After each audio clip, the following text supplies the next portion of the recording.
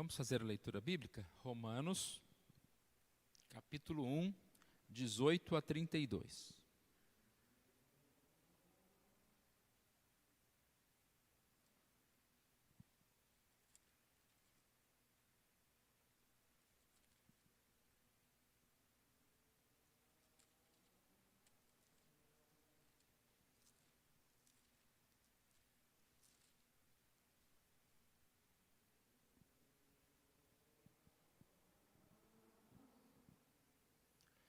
Romanos, capítulo 1, 18 a 32.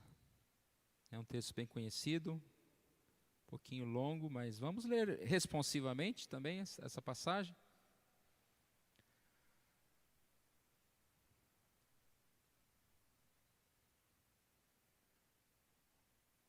Romanos, capítulo 1, vou dar início aqui no verso 18 até o 32.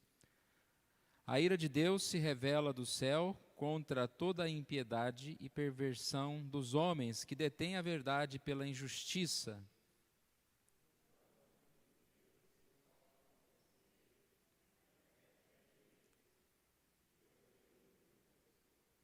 Porque os atributos invisíveis de Deus, assim como o eterno poder, como também a sua própria divindade, claramente se reconhece desde o princípio do mundo, sendo percebido por meio das coisas que foram criadas. Tais homens são, por isso, indesculpáveis.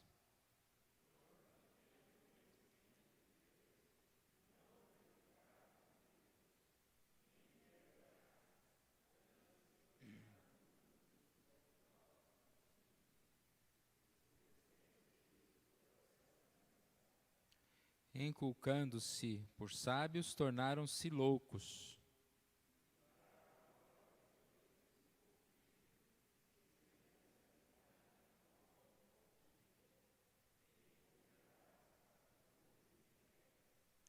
Por isso, Deus entregou tais homens à imundícia pelas concupiscências de seu próprio coração, para desonrarem o seu corpo entre si.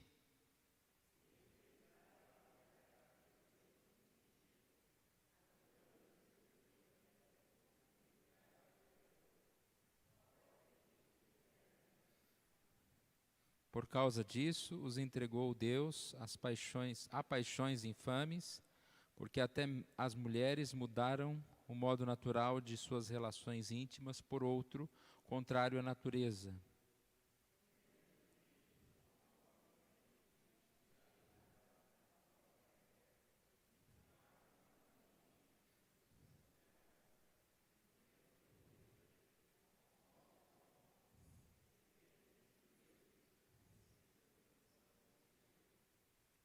E por haverem desprezado o conhecimento de Deus, o próprio Deus os entregou a uma disposição mental reprovável para praticarem coisas inconvenientes.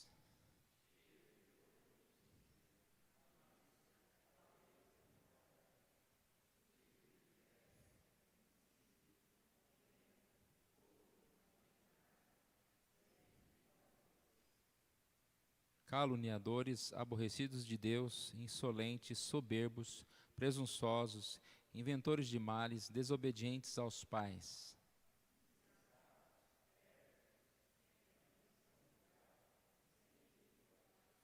Ora, conhecendo eles a sentença de Deus, que são passíveis de morte os que tais coisas praticam, não somente as fazem, mas também aprovam os que assim procedem.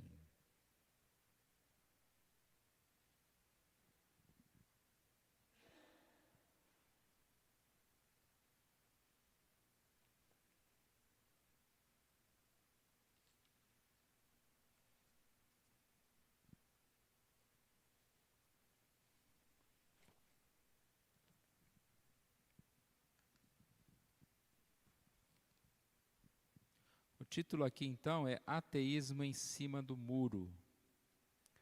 O que ele quer dizer? Ele está chamando o agnosticismo de um ateísmo em cima do muro.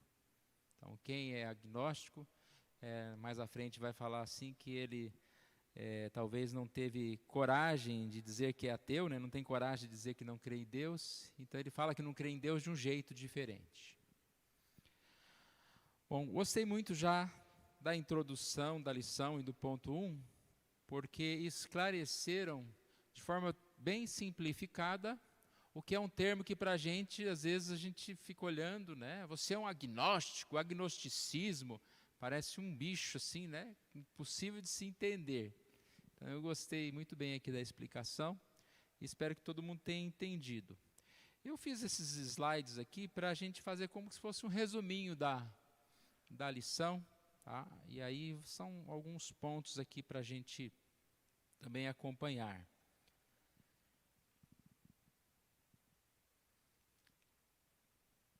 Conhecer a Deus realmente é um ponto muito difícil. Conhecer alguma coisa, você automaticamente pensa que você tem que tocar, tem que estar com ela, tem que poder analisá-la, poder experimentá-la de forma física. Mas Deus é espírito.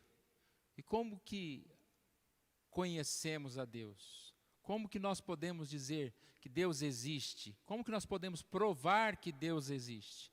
Então, baseado nesse problema, nesta questão, é que surge o agnóstico, é que surge o agnosticismo. E como diz aqui, é algo que tem ganhado popularidade, ou seja, você não vê muito ateu, vê? A pessoa fala, não creio em Deus, não creio em nada. A gente não vê tantos ateus. Mas tem muita gente que você pode agora, a partir de hoje, entender e categorizá-lo como um agnóstico, pela forma que essa pessoa age, como essa pessoa interpreta Deus e as coisas de Deus. Então, para ficar bem simples, eles colocaram aqui a palavra agnostos, que é um termo que podemos separar a de não. É igual quando você fala moral e amoral. Está falando que é uma pessoa, é o contrário, né? A como contrário. E gnose, conhecimento. Então é só isso. Não conhecimento em relação a Deus. O que o agnóstico vai falar é que você não pode provar, você não pode dizer que conhece a Deus como de forma plena. Da onde surgiu essa história de agnosticismo, esse termo, esse costume? Aqui diz que foi para um biólogo chamado T.H. Huxley. Da onde ele tirou o termo? Lá do altar. Lembra em Atenas, quando Paulo diz, existe um altar ao Deus desconhecido? O que é a palavra Deus desconhecido em grego? É agnostotel. Tel de Deus, teol, teologia, tel, Deus, e agnosto, que nós já vimos está aqui, né? Que é conhecimento, só que tem o a antes, não conhecimento. Então surge daqui. Ou seja, em resumo, no pensamento de Huxley, em nenhuma crença há prova suficientemente sobre Deus. Sobre Deus. E o agnóstico faz questão de dizer que ele não é ateu, de fazer essa diferença. Ateu é aquele que diz que Deus não existe. Agnóstico diz que não há evidência suficientemente para ter certeza que Deus exista ou não. Então, o agnóstico é o tal do em cima do muro. Deus existe? Uai, sim ou não. Não se pode provar, então eu não posso dizer que eu creio que Deus existe. Não se pode não provar, então eu posso crer que Deus existe. Ele fica em cima do muro. E é claro, irmãos, que é um pensamento muito, digamos assim, é algo conveniente para as pessoas, porque assim elas não estão dizendo que negam a Deus, eu já até ouvi alguém dizendo, vai que existe, né? Então eu não posso falar que ele não existe, senão ele vai contra mim, né? mas eu também ao ponto, eu questiono essas pessoas que falam que creem em Deus, porque elas não conseguem provar, elas não conseguem mostrar Deus, e etc, etc. Então essa frase de baixo aí, ó, em nenhuma crença há prova suficiente sobre Deus, é uma frase de quem? Diagnóstico, tá? Não é eu que estou falando, não. É uma frase do Huxley aqui. Não há prova suficiente sobre Deus. E se você for analisar essa frase literalmente, a gente vai perceber aqui, ponto 1 e 2 aqui, ainda dentro do ponto 1, um pouco sobre o gnosticismo, que tem o seguinte: Deus pode ser conhecido. Ponto 1. Embora todo cristão deva acreditar que Deus pode ser conhecido, B, é impossível compreendê-lo completamente. Então, nós também podemos afirmar que é impossível compreender Deus completamente, ou seja, Deus é grande demais, Deus infinito. Como você vai compreender o infinito, sendo finito? Como a criatura vai explicar o Criador? Mas daí para você falar que não existe provas de Deus, é uma distância enorme. E o ponto 2 vai falar exatamente sobre isso. Sim, existe Deus, e prova-se por isso, e por isso, e por isso. Nesse ponto,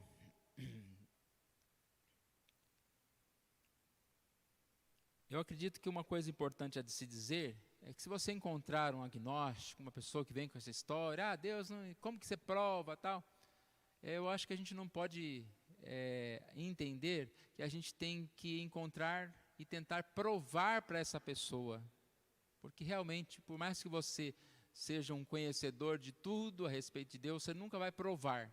Deus não se prova no sentido técnico, material, no sentido de especulações, de sabedorias humanas. Deus é algo espiritual. Essa pessoa só vai conhecer Deus quando Deus tocar no coração dela.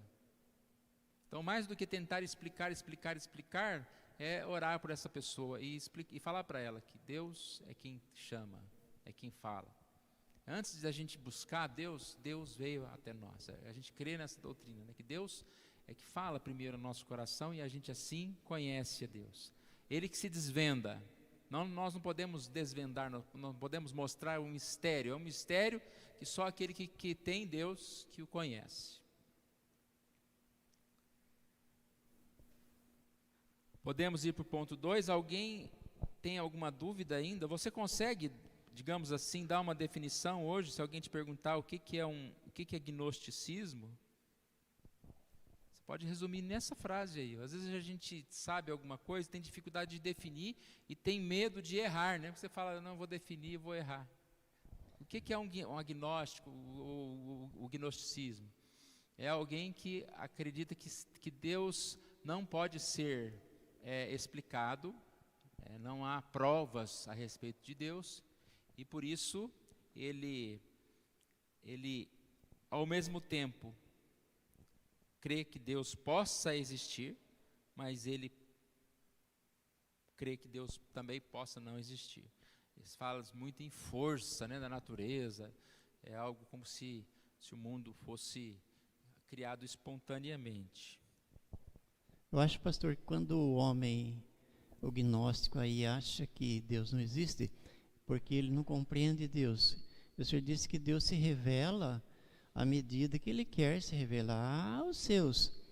Agora, quando o homem ele não compreende Deus, no caso, ele queria compreender Deus na totalidade, igual Satanás fez, ele queria ser igual a Deus. Aí Deus deixaria de ser Deus, e nós temos um canto que diz que Deus é Deus e acabou. Então, quando o homem não entende, ele fica pensando, falando dessa forma, ele queria entender Deus como ele entende o outro homem igual a ele. É impossível isso. Só pela fé, e Deus vai se revelando, como o Senhor disse, através da palavra aos poucos. A gente vai entendendo mais um pouquinho do plano de Deus para a vida da humanidade, para a minha vida, para a vida da igreja, assim por diante. Aos pouquinhos, Deus vai se revelando assim. Então, se não há humildade para entender dessa forma, é impossível. É impossível o homem acreditar em Deus como? Primeiro ele tem que se humilhar e olhar para dentro dele, saber quem ele é. Por que dizem que Deus é tão grande? Porque realmente ele é o Criador. E assim por diante. Então, que nem você falou, não perca tempo em tentar explicar algo para alguém que, na verdade, ele não quer entender aquilo. No dia a dia, nas coisas simples, a gente encontra pessoas assim. Ah, tal coisa é assim? Mas por que é assim? É porque é assim, porque foi feito assim, porque foi projetado para ser assim. Mas não devia ser assado e assim por diante. Nós encontramos isso no dia a dia com as pessoas. E pergunta, que não quer saber de nada, na verdade. Ele não quer entender aquilo. Ele quer pegar o começo, ao contrário. É impossível. Então, o gnóstico aqui é mais ou menos essa ideia. Eu, particularmente, vejo assim. Então, vai gastar tempo tentando explicar para ele? Não. Não perca tempo, porque não vai conseguir mesmo. Ele não é isso que ele quer. Verdade. E eu disse isso pensando exatamente, é igual a questão da Bíblia, por exemplo. Você fala, a Bíblia é a palavra de Deus. Aí a pessoa vai questionar, não, mas como que um livro veio lá sem nenhuma alteração, né? Como que um livro veio de Deus? Aí você vai explicar para a pessoa isso. Nós cremos que a Bíblia é a palavra de Deus pela fé. Por mais que tenham argumentos, né, existem muitos argumentos para mostrar que a Bíblia é um dos escritos mais fiéis que existem, no sentido de que desde quando ele foi escrita, ela foi passada, ela foi copiada de forma a não perder nada, né? Então não há como a gente entender que a Bíblia não é a palavra de Deus nesse sentido. Mas isso não vai convencer uma pessoa que fala, não, isso é um livro qualquer. O argumento serve para aquele que quer aprender, né? Senão, não vai servir mesmo, acabou de dizer. Então vamos para o ponto 2. Sim, Deus pode ser conhecido. O que a gente vai entender nesse ponto 2, que o agnóstico, na verdade, ele está dando desculpa. Porque todo ser humano, por ter sido criado por Deus, e aí vamos ver os argumentos aí, né? A consciência, a criação e a Bíblia, são os 3 pontos. Nós vamos perceber que todo ser humano tem um entendimento, tem um sopro, algo de Deus, né? Ele conhece a Deus de uma forma, ele conhece a Deus. Aqui no final vai falar a respeito das crianças, né? Que uma criança pode nascer num lar que não tem pais cristãos, mas essa criança, ela tem no seu coração essa ideia de Deus, né? Ninguém nasce ateu, né? Você nasce como alguém que crê em Deus. A passagem agora de 18 a 20 é a passagem que vai ilustrar aqui esse ponto. No versículo 18, fala: a ira de Deus se revela do céu contra toda a impiedade e perversão dos homens que detêm a verdade pela injustiça. E o argumento do escritor aqui da revista diz que deter, você só detém algo que existe. Você só pode suprimir algo que você tem. Então, se você detém a verdade, é porque de alguma forma essa verdade está vindo em você e você está empurrando ela para longe. É isso que faz o homem sem Deus, ou agnóstico, ou seja, quem for que está se afastando de Deus. Então, o primeiro argumento aqui é a própria consciência, ou seja, ele está falando sobre evidências da existência de Deus, correto? Evidências da existência de Deus. Em primeiro lugar, é a nossa consciência. É o que nós pensamos. Então, mesmo as pessoas que rejeitam a Deus, elas têm a sua consciência guiando no sentido de fazer o bem. O homem, ele tem consciência, senão imagina como seria o mundo. Já está ruim com o povo tendo consciência, né? Imagina se cada um simplesmente não tivesse consciência alguma de nada. O homem tem essa consciência de Deus. Só que ele fica detendo a verdade, suprimindo, rejeitando a verdade. Isso dá para ser bem visto também no versículo 28. Por haverem desprezado o conhecimento de Deus, o próprio Deus os entregou. Ou seja, você despreza algo que você também recebeu. Então o ser humano, mesmo não salvo, mesmo aquele que não foi atingido com a salvação, aquele que não confessa Jesus, ele recebe conhecimento, mas ele despreza o conhecimento. Você pode ver qualquer pessoa, conhecer, saber o que é certo, quase todo mundo sabe, né? Só que despreza, e despreza a ponto que a gente vai ver mais à frente, que a consciência acaba acabando, né? Ela já não funciona mais, mas é mais lá no final desse ponto. Então, primeiro argumento é esse, a consciência. Temos um texto aqui de Romanos 2, 14 a 15.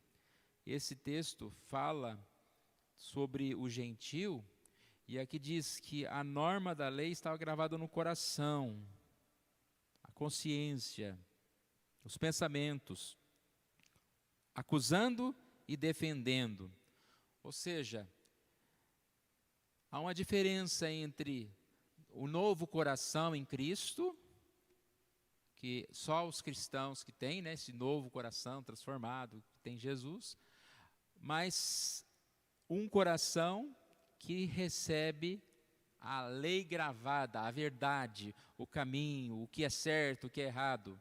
Então todo homem tem no coração essa lei, que é certo, que é errado. Só que aí ele despreza. Ponto 2, ou ponto B, criação. O versículo 20, no final do versículo 20, que diz... Vou ler o versículo 20 inteiro. Porque os atributos invisíveis de Deus, assim o seu eterno poder, como também a sua própria divindade, claramente se reconhece desde o princípio do mundo, sendo percebidos por meio das coisas que foram criadas. Por meio das coisas que foram criadas. Ou seja, Deus se revela a todos. Então, revelação é que nós estamos falando da existência de Deus, não revelação de salvação. Deus se revela a todos por meio das suas obras, da sua criação. Olha, o texto diz que é capaz de ver claramente. Você vê uma pessoa, um ateu, não é ateu não, né? Uma pessoa que não é cristão, que vai lá nas cataratas do Iguaçu, lá e vê aquelas cachoeiras lindas, né? Eu nunca fui lá não, mas parece que é muito bonito, né? E como você vai num lugar daquele e fala, isso aí... Não. Ou seja, claramente você vê que existe um Criador. Salmo 19:3 diz que não há linguagem, nem há palavras, e deles não se ouve nenhum som. Então, isso que a gente chama de revelação não verbal, ou seja, não é com palavras, mas quando você olha, os céus proclamam a glória de Deus. O firmamento anunciam as obras de suas mãos. Ou seja, não dá para você olhar para os céus, para a natureza, e não entender que existe um Criador. Quem que fez aquilo? Foi um homem. Quando você vê até mesmo algo que o homem cria, você vê Deus. Você fala, como um homem teve capacidade de desenvolver isso? Conhecimento de Deus. Até o que nós fazemos. Tudo que nós somos, tudo que nós temos é prova de Deus. Deus existe. Então, o texto disse que todas essas coisas os tornam indesculpáveis. Tais homens são, por isso, indesculpáveis. Indesculpáveis no quê? Porque eles não creram, porque eles não buscaram, eles estão rejeitando a Deus. Mesmo sabendo que Deus existe. sabem que Deus existe.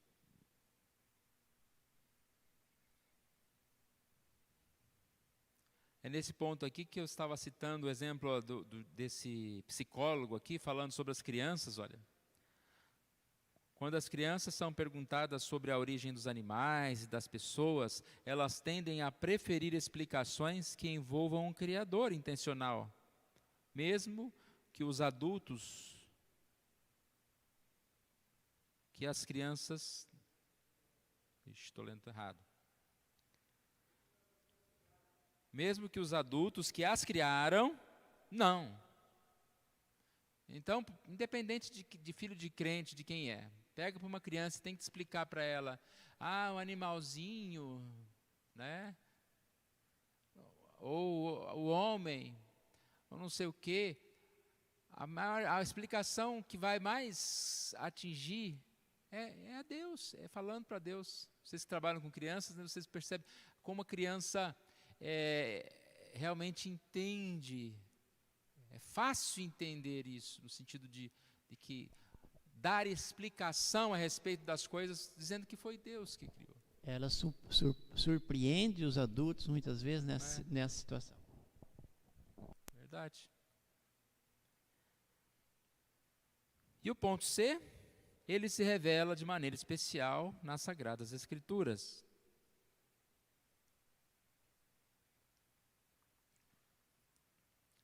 Tudo que a Bíblia, né, fala, Hebreus 11:1 fala que Deus tem falado de muitas maneiras,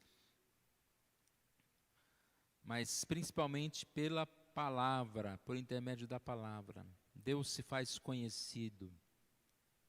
A voz de Deus é soprada nas páginas da Bíblia. Então tem aqui o texto de 2 Timóteo 3,16. Lá fala, né, que toda escritura é inspirada por Deus e útil para ensino, repreensão, correção, educação na justiça. Qualquer pessoa tem acesso, né, a maior parte das pessoas tem acesso à palavra. E ali, ele tem acesso ao quê? A Deus. Ele tem acesso à palavra de Deus, ou ao que Deus quer.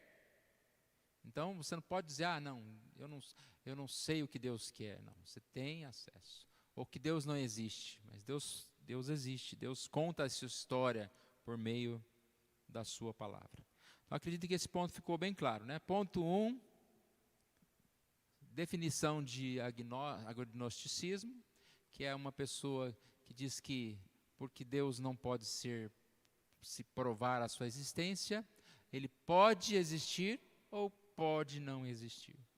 Aí nós vimos no ponto 2 que quem fala isso está realmente dentro desse Romanos aqui. É alguém que está negando a existência de Deus. Porque Deus pode sim ser, digamos assim, é evidente a sua existência, né?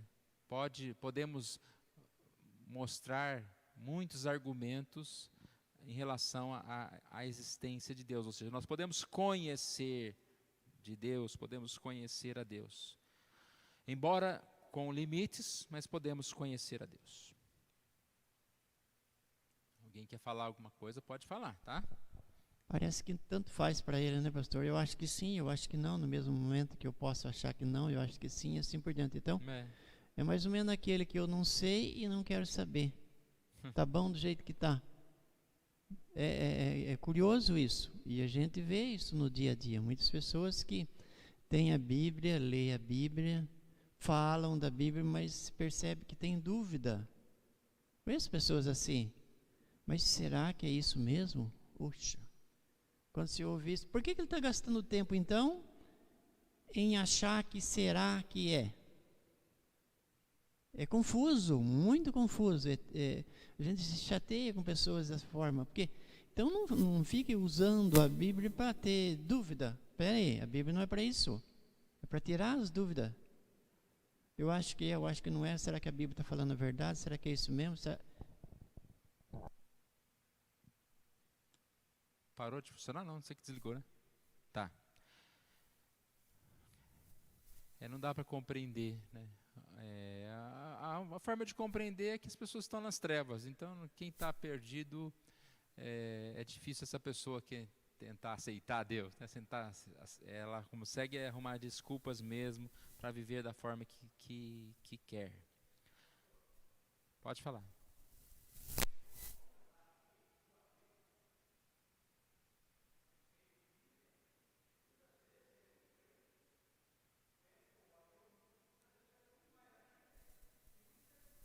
Sim.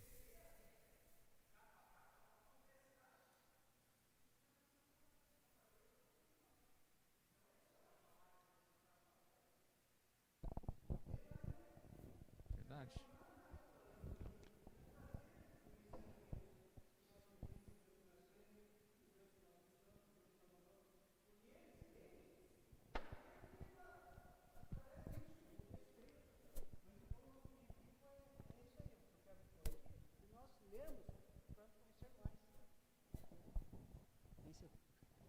A Zenir falou que não era melhor trazer o microfone para o Neto, porque o Neto não ia querer. Eu acho, Neto, que o ateu, ele é diferente. O ateu estuda para provar que Deus não existe. E se ele quer provar que Deus... Por que ele quer... Se ele sabe que na mente dele que Deus não existe, por que ele quer provar que Deus não existe?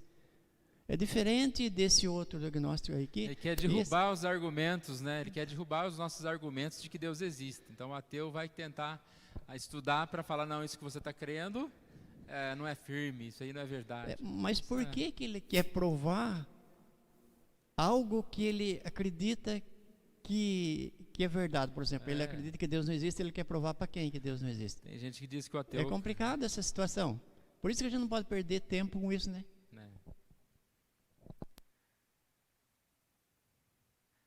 Vamos seguir aqui então. 3 consequências de negar a Deus. Luta contra a verdade. Então nós vamos perceber que esse homem que se diz ateu, agnóstico, esse homem que despreza Deus, a palavra, infelizmente a gente sabe, né, o fim deles, sabe que estão lutando contra algo maior do que eles. Então aqui fala consequências. A ira de Deus se revela do céu contra toda a impiedade e perversão dos homens, que detêm a verdade pela injustiça. Depois mais à frente, que está no versículo 18, e agora lá no versículo 21, porquanto, tendo o conhecimento de Deus, não o glorificaram como Deus, nem lhe deram graças, antes se tornaram nulos em seus próprios raciocínios, obscurecendo-lhes o coração insensato. Versículo 23, mudaram a verdade de Deus em mentira. Depois o 28 fala sobre haverem desprezado o conhecimento de Deus. Desprezado o conhecimento de Deus. Se os homens sabem as verdades, mas não permitem que essas verdades tenham influência sobre eles, não os orientem, eles estão lutando contra a verdade, que fala desprezar, sufocar, suprimir, trocar a verdade pela mentira. E realmente não é fácil andar na verdade. É mais fácil você tentar argumentar contra essa verdade. É mais fácil você tentar pegar um atalho, né? Ah, não precisa de seguir essa verdade desse jeito. É difícil. Então, o ímpio, ele vai viver a vida inteira dele lutando contra a verdade. Porque a verdade sempre vai estar o perseguindo, sempre vai vir. E ele vai ficar tentando contornar para cá e para lá. Essa é uma consequência de quem tenta negar a Deus. Deus está sempre presente. E ele vai lutar contra isso. Porque Deus existe, você precisa abrir mão da sua autossuficiência para reorientar a tua vida a partir da vontade dEle. Então ele está falando, não devemos negar a verdade, mas reorientar a nossa vida. A vida deve ser seguindo a verdade de Deus. Um outro problema do ímpio, ou daquele que nega o conhecimento de Deus, ele vai viver na idolatria. Aqui na lição deixa claro que nenhum ser humano é alguém que não adora nada. Ou seja, ele diz aqui, o ser humano é um ser religioso, é um ser que tem paixão, é um ser que vai se curvar. Quem não se curva a Deus, quem detém a Deus, quem se afasta de Deus, vai achar outra coisa, outra pessoa, outro momento para se curvar. Então aqui fala, mudaram, tornaram-se loucos, mudaram a glória de Deus, incorruptível, em semelhança da imagem de Deus corruptível, bem como aves, quadrúpedes e répteis. Mudaram a verdade de Deus em mentira, adorando e servir a criatura no lugar do Criador. Essa é a diferença, né? O homem passa a adorar outra coisa. E aqui a gente tem o texto de Êxodo 23, né? Não terás outros deuses diante de mim. E nós sabemos que ídolo é tudo que nós colocamos no lugar de Deus. Tudo que nós lutamos para conseguir. E para conseguir o nosso ídolo, nós temos que suprimir a verdade. Suprimir a Deus. Então, se o meu ídolo é uma compra de alguma coisa, eu tenho que suprimir a verdade que eu não tenho dinheiro, e vou lá e compro. Eu dei um exemplo assim só. Aqui ele vai dizer que ídolo não é só coisas erradas, não são coisas proibidas. Podem ser coisas boas, como o trabalho, a família, o entretenimento. Ou seja, ídolo é tudo aquilo que é colocado no lugar de Deus. Eu tenho que suprimir, eu tenho que rejeitar a Deus para viver nisso. E aí a gente vive no mundo, né, que tem a frase famosa que diz que o mundo é uma feira de vaidades, uma feira de coisas. Constantemente são ídolos que se colocam na nossa frente, que nós temos que lutar contra eles, porque senão Deus não vai ter mesmo. A gente vai detendo tudo que for de Deus, a gente vai colocando em segundo lugar, em segundo plano, vai deixando de fazer para abraçar as nossas paixões. Consequências de se negar o conhecimento de Deus, a ira de Deus. Então, desde o primeiro ponto, a consequência, o ponto 3 poderia ser resumido, né, com a ira de Deus. Mas ele colocou aqui, então, consequências é luta contra a verdade, idolatria, e aí vem a ira de Deus. A grande consequência daquele que nega Deus é a ira de Deus. Se o oposto é o perdão, né? Aquele que busca a Deus, aquele que recebe a Deus tem o perdão, tem a justificação, temos paz com Deus. Aquele que vive para negar a Deus, ele tem a ira de Deus. A ira de Deus se revela contra toda impiedade e perversão dos homens, que detêm a verdade pela injustiça. E aqui a gente percebe que Deus, assim, se manifesta. No versículo 24, 26 e 28 aqui fala sobre Deus os entregou.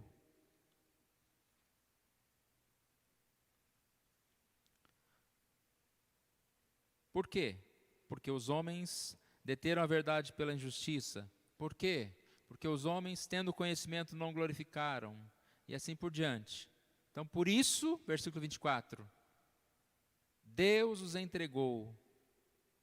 Deus entregou tais homens à imundícia pelas concupiscências de seu próprio coração.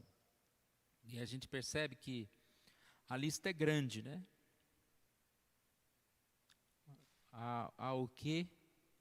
esse estilo de vida inapropriado que Deus entregou. Mas eu acho que bem importante da gente parar aqui e lembrar dessa frase que está escrita aqui. É normal entender que a ira como uma ação explosiva contra alguém, mas a manifestação da ira divina consiste em Deus permitir que as pessoas escolham maneiras de pensar e viver que são destrutivas e deixá-las à mercê das consequências de suas escolhas. Geralmente a gente pensa que eu ficar irado contra alguém é eu chegar lá e pôr de castigo e bater. A ira de Deus vai ser uma doença que vai me deixar na cama, que vai acabar comigo. E o que o texto está dizendo que, principalmente nessa explicação de Romanos, a ira de Deus muitas vezes se manifesta em dizer: vai, você retém, você não quer, então eu te entrego. Deus os entregou. Não há nada pior que Deus possa fazer com o ser humano, com a gente, do que nos entregar às nossas paixões. Porque as nossas paixões, elas em si já são uma punição. Quando a gente vê alguém praticando certos males, você fala: coitado dessa pessoa, né? Que situação, né? Que situação chegou essa pessoa? Essa pessoa acha que está livre. Não, eu faço o que eu quero. E conta como vantagem. Conta o pecado como se fosse algo bonito. Olha o que eu fiz. Mas nós sabemos que essa pessoa está diante de Deus. No sentido de que ele está diante da ira de Deus. Então aparece várias vezes, aqui diz 3 vezes, a palavra Deus os entregou às suas paixões e impurezas. Você já viu alguém vivendo sem freios? Quem tirou o freio? Foi Deus. Você quer descer ladeira abaixo? Olha o freio. Não, vou acelerar. Olha o freio. Não, vou acelerar. Então tá bom, acelera, não tem mais freio. Vai. Deus os entregou. É a forma de Deus se irar contra o mundo. Por isso que a gente vê tantos ímpios, né? Às vezes a gente fica incomodado, as pessoas roubam, as pessoas se enriquecem, né? Às vezes nem ficam doentes, mas elas estão entregues ao seu pecado, e as consequências virão lá na frente. Falando sobre esse estilo de vida inapropriado, eu disse que tem uma lista grande. Ela começa aqui, nas paixões. As mulheres mudaram o modo natural de suas relações, os homens também deixaram seu contato natural com a mulher, inflamaram-se mutuamente em sua sensualidade, cometendo torpeza homens com homens. E a lista segue. Versículo 29. Cheios de toda injustiça, malícia, avareza, maldade, possuídos de inveja, homicídio, contenda, dolo. E vai longe essa lista. Mas voltando aqui um pouquinho.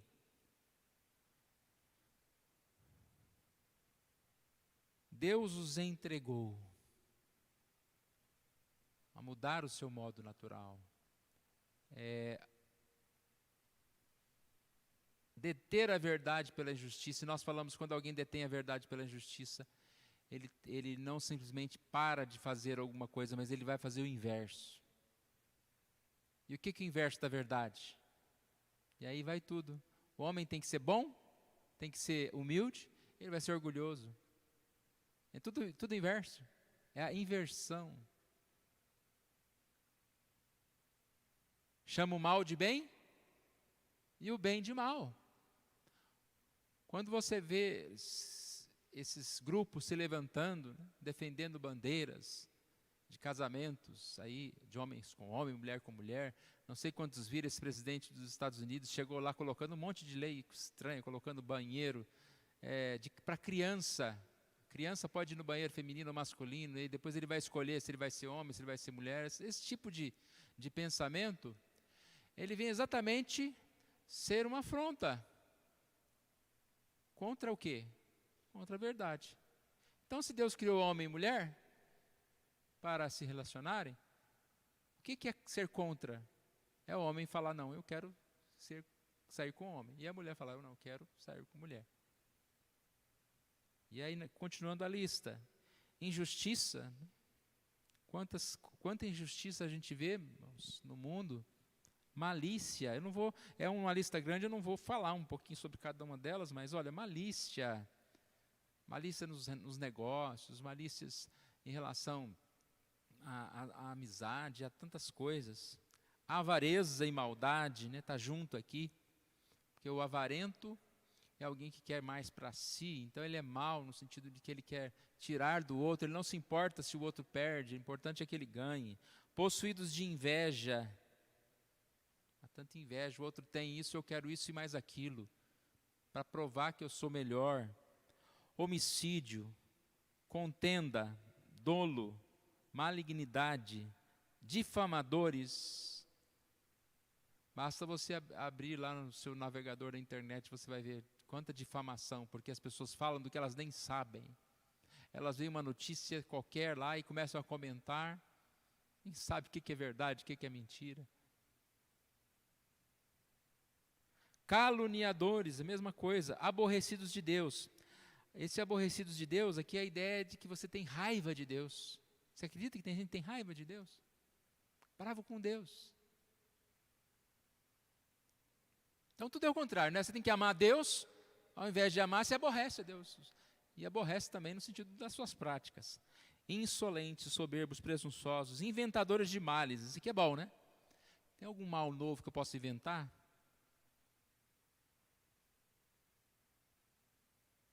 Sou orgulhosa, olha o mal novo que eu inventei.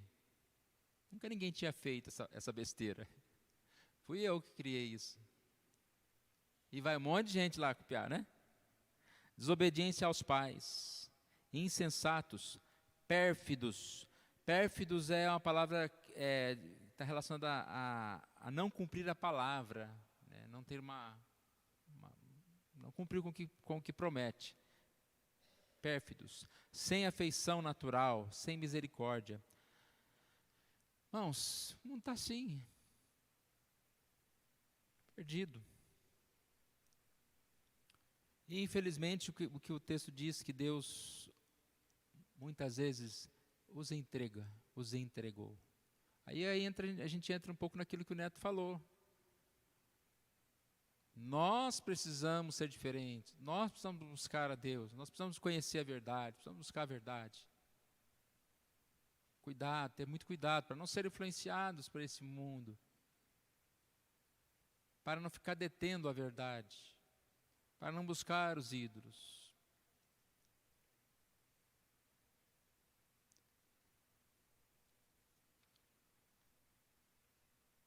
Deixa eu voltar aqui para a revista. Estava no ponto D, estilo de vida inapropriado. Ponto E, a grande troca. O autor aqui vai já concluindo a revista, concluindo a lição, dizendo que a palavra aparece muito, né? Troca. Como alguém que detém a verdade pela justiça, ou trocou a verdade pela injustiça, e vai falar sobre a questão da troca. Trocaram a glória de Deus, e etc., trocaram a verdade. Mas vai falar sobre a troca que Deus fez. A palavra reconciliação, Romanos 5:11. Nos gloriamos em Deus, por nosso Senhor Jesus Cristo, por intermédio de quem recebemos agora reconciliação. A palavra reconciliação, ela pode ser traduzida como troca. Trocou o quê? A sua ira pela graça e misericórdia. Não é um ato que eu faço, não é um ato, não, o mundo é impuro, o mundo é mau, aí eu vou ser bonzinho e Deus me ama e Deus não se ira contra mim. Não, eu também sou um desses pecadores que trocaram a verdade, mas Deus, Ele destroca, né? Deus vem e nos salva. E Ele trocou a sua ira, e Ele nos dá a reconciliação, sua graça e sua misericórdia. Essa é a grande troca. Muito triste viver num mundo de tanto pecado, de tanto afastamento de Deus. Mas a nossa esperança é no que Deus fez em nós, na nossa vida, na nossa família, o que Deus fez e faz na nossa igreja, o que Deus pode fazer através de nós quando nós pregamos, anunciamos essa palavra, fazendo com que outras pessoas também recebam a graça. Abandone esse mundo, abandone a maldade. E essa é uma mensagem, né, que nós podemos passar para o ímpio. A necessidade deles voltarem para Deus, não ficarem negando, se afastando de Deus, mas buscando ao Senhor. Em Cristo Jesus, a ira que merecíamos, Jesus a recebeu em nosso lugar. Falando da morte de Jesus, né? Jesus troca de lugar com os pecadores. Deus oferece o perdão e a chance de recomeçar em Jesus Cristo, o qual é a palavra encarnada de Deus. Deus se deu a conhecer mais profundamente em Cristo Jesus. Jesus é a expressão máxima da revelação do Eterno. Jesus é a imagem do Deus invisível. Nele habita corporalmente toda a plenitude da divindade. Jesus Cristo é a expressão exata do ser de Deus. Nós sabemos então, para que Deus pudesse trocar, Ele colocou alguém no nosso lugar, porque a ira de Deus, a morte veio sobre Jesus. Jesus pagou o preço do nosso pecado. E em Jesus nós temos a salvação. Vamos ver o que diz a conclusão. Diante de tudo isso, duas palavras aqui então: gratidão e humilhação. Só podemos agradecer, ou só podemos conhecer a Deus porque Ele se revelou a nós. Deus não nos deixou tateando no escuro. Ele não está escondido ou longe de cada um de nós. Ele não é o Deus desconhecido. Ele é o Deus que se revelou a nós e mostrou-nos os lampejos da beleza de sua glória. A nós só cabe nossa profunda gratidão. E ao Deus que tem prazer em se revelar, em se tornar conhecido por seres tão finitos, limitados e pecadores.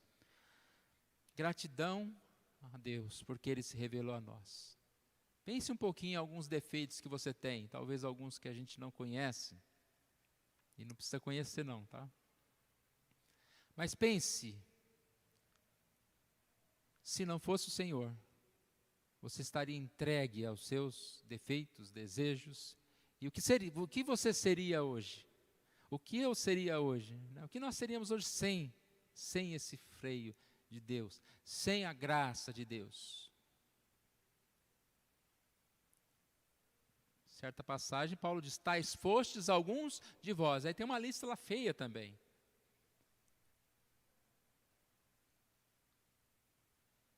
O que nós podemos testemunhar? Que Deus nos transformou? De desejos ruins, de práticas ruins que nós praticamos no passado, mas hoje nós não somos. Nós não somos o que nós seríamos se não tivéssemos Deus. Gratidão por isso. Segundo lugar, humilhação. A grandeza de Deus nos leva a reconhecer nossas próprias limitações no conhecimento de Deus. Ele é incompreensível, pois é infinito e imensurável.